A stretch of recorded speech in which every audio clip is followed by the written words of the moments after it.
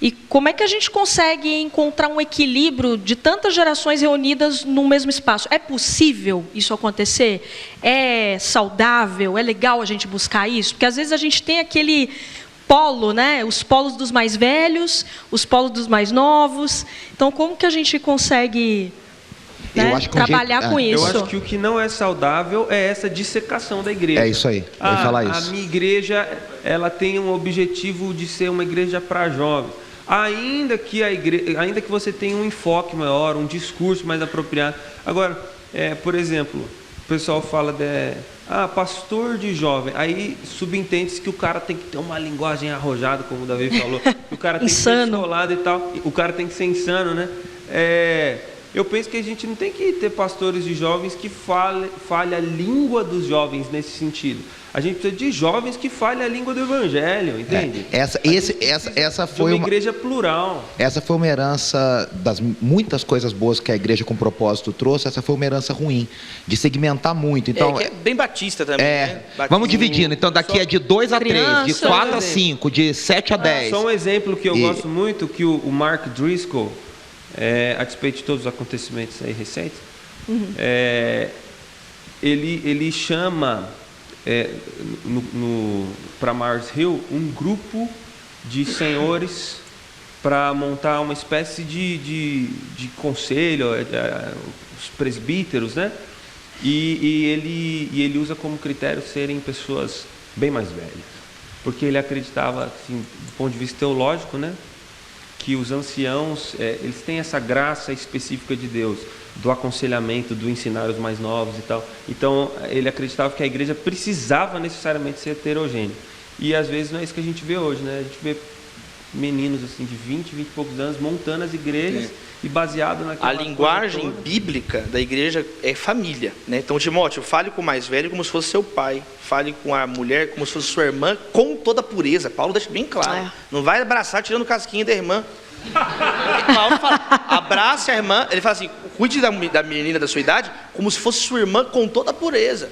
Então, se nós... Eu gosto disso que o Guilherme fala. Se a gente lida com a igreja como se ela fosse uma empresa, então o pastor de jovens tem que entregar tal resultado, vai ter uma tensão. Toda a comunidade tem uma tensão. E aí, quando tiver tensão, vai ter uma briga empresarial. Como eu já presenciei em várias igrejas, pastor de jovens saindo e brigando por causa da marca que ele tinha registrado com o ministério com jovens. Aí virou um problema jurídico, virou um problema empresarial, dada que a natureza daquela comunidade era mais empresarial do que espiritual. Se eu tenho uma estrutura militar na igreja, eu lido a igreja um exército de Deus, o general é Cristo, mas na prática é o pastor Führer, né? Aí o que acontece? Vai ter uma tensão, fica tranquilo que vai ter uma tensão. Jesus prometeu que vai ter uma tensão. E o joio é ele que tira no dia final, não é a gente que tira. E aí, quando tiver uma briga, vai ter uma insurreição política na igreja. Como tem vários casos aqui em São Paulo acontecendo, é igual máfia, igual o filme que vai ter o irlandês agora do Netflix, é igual... Nossa. Agora, a igreja age biblicamente, como ela deve ser, uma família. Vai ter o desafio? Vai ter o desafio. Vai ter o conflito geracional? Normal, coisa mais normal que tem. Só que aí vai resolver também como uma família. Como um pai que continua amando o filho, como um filho que continua amando o pai. Então nós temos que manter a linguagem familiar no culto. Entendeu? É uma linguagem familiar que a Bíblia usa, é essa linguagem. E as mulheres mais velhas são chamadas a ajudar as mais novas. Por que ninguém prega isso? Eu estou reclamando nas igrejas, as irmãs velhas, em vez de ficarem competindo com calça apertada com as jovens, que é verdade...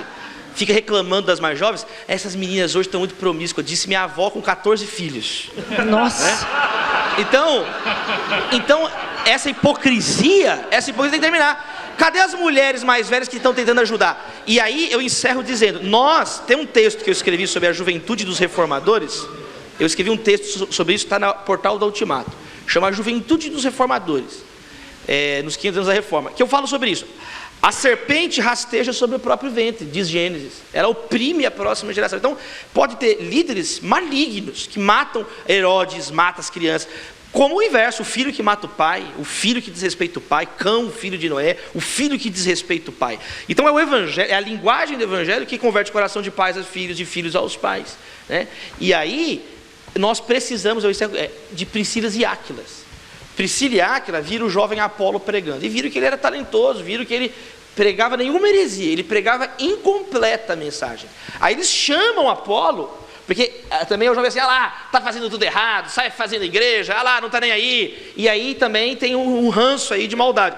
Né? Já outro sistema. É por isso que tem que ter racionalidade. Aí ele pega, o que precisa falar? Chama Apolo e fala, é o seguinte, Apolo, você está falando certo, mas você não conhece o batismo no Espírito, você conhece só o batismo de João. Aí o texto é bonito demais, que termina falando, então Apolo era humilde também, ouviu a orientação do mais velho, e ele fala que ninguém conseguia mais refutar ele no judaísmo, ele falando, pregando.